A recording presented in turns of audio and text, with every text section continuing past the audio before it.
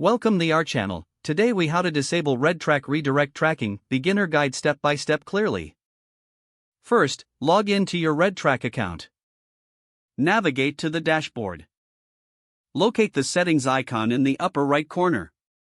Click on the settings icon to access your account settings.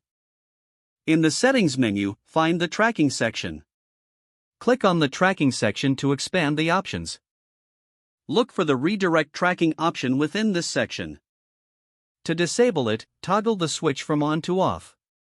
Confirm your choice if prompted. Once disabled, you will see a message indicating the change was successful. Next, navigate back to the dashboard. Monitor your tracking settings to ensure the redirect tracking remains disabled. If needed, test your tracking links to confirm they function correctly without redirects.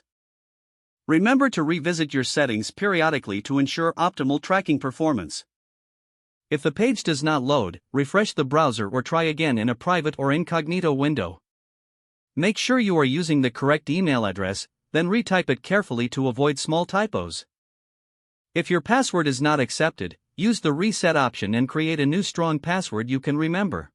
Check your spam folder for verification or security emails, then complete any requested confirmation steps.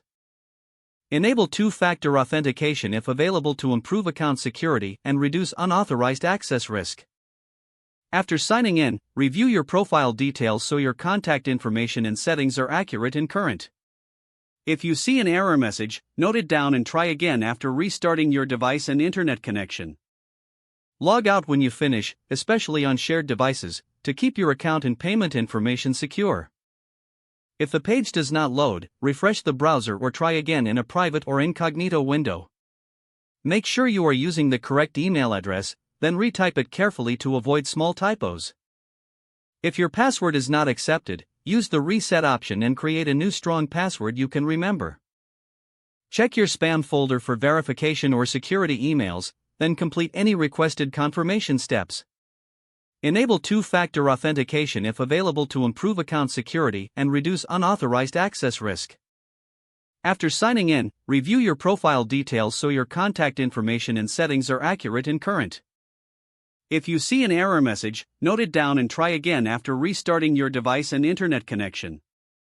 Don't forget to like this video and subscribe to our channel for more step-by-step tech guides.